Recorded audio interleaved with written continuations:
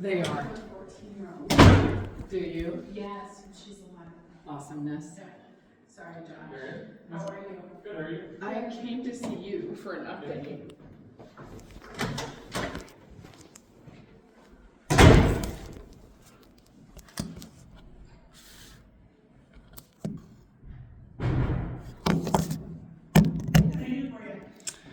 I had a quick procedural question. Can a judge dismiss a case for lack of jurisdiction and failure to state a claim? I can't interpret court rules for you, This is just a procedural. It's not about a specific I like. don't know. I can't tell a judge what they can and cannot do. Well, I mean, okay. Is there somebody I can speak with?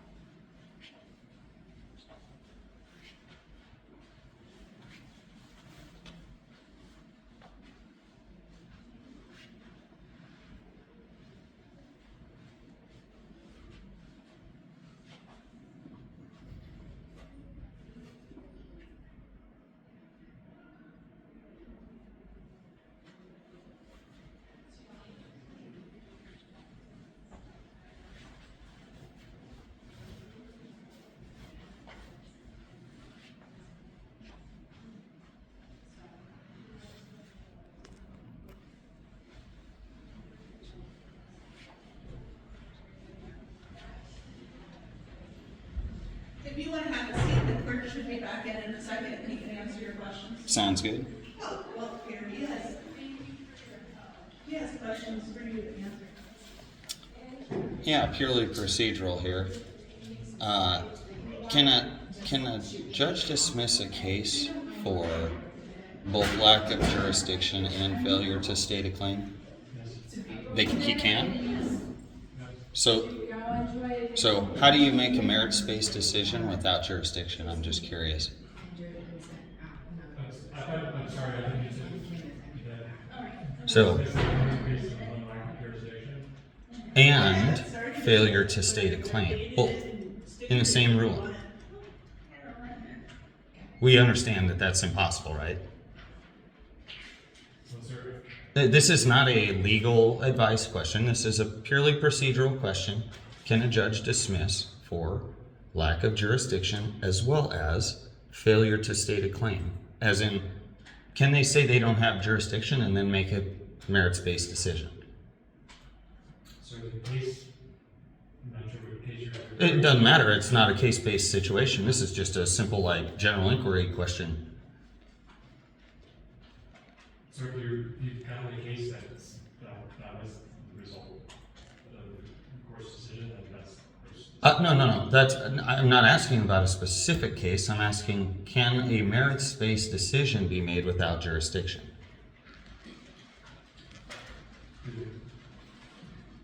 It wouldn't matter if I was told that or not. Like, you're trying to take a specific situation, but it's a general question. It's a general question. It's not even like, hey, look at a case or anything. It's just, can this happen?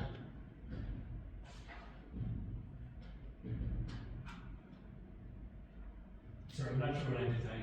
Well, you could tell me, can a judge dismiss a case for a merit also without jurisdiction? If they say I don't have jurisdiction, can they then also dismiss for merits? Now, here's the thing.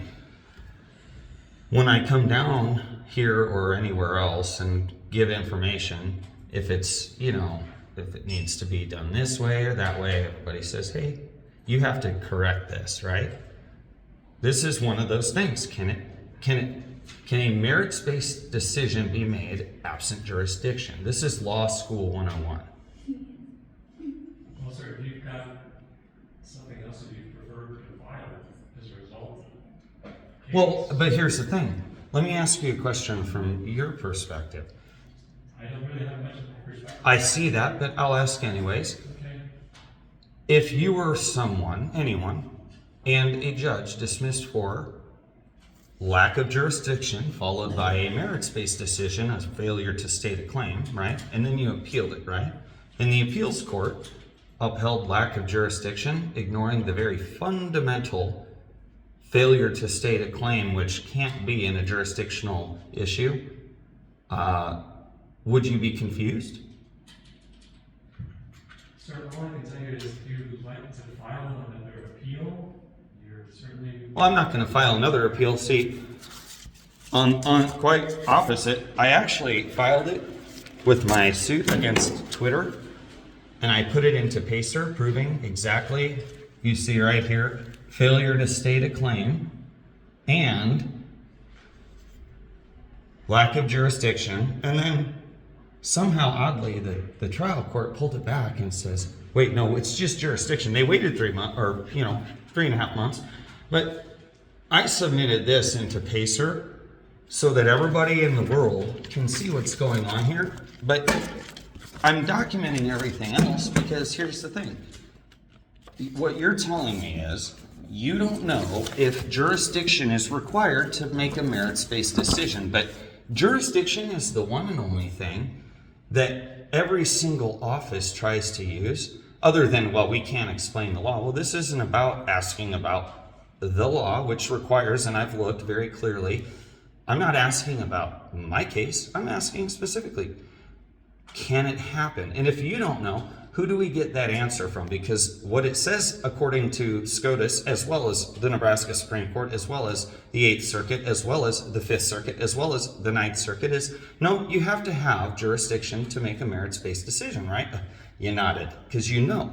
So who do we get that answer from? Because what it says and what happened are two different things. So I'd just like to figure out how we establish If you're asking about a remedy to your. No, I'm not asking about a remedy. I'm asking who can answer this simple question. Somebody here has to be able to answer it, or is that why it was wrong? Sir, it appears as though that you answered it yourself. Hold on. How did it escape the Court of Appeals office with those two fundamental conflicts there? Sir, I'm gonna have to ask you to leave For what? because you're becoming a little bit belligerent. I disagree. You're becoming belligerent by asking me to leave because I've asked you a question that logically you refuse Sir, I to cannot answer. provide you any type of even. This isn't legal advice. Look it up. It's not legal advice. It's not. This is procedural advice. Or any case. It's procedural advice. And you are allowed to provide procedural advice. It's written in. See, here's the thing. So now you've got the Court of Appeals who has chosen to ignore something that the Constitution, the Supreme Court, the Nebraska Supreme Court all agree on. Now you're telling me, sir, you're getting belligerent. If you have a. No, here's what I did. I'll bring this back after I go talk to a few people out here. But this went into Pacer. I bet. Oh, goodness. They called you. Yes, you can be honest. I know I am. So, well, you definitely wouldn't understand because you're not a trained law person like this You person. must leave this room now. Or, Please leave. Sir, if they've asked you to leave, you do need to leave, unfortunately. I know that's not what you want to hear, but. it's not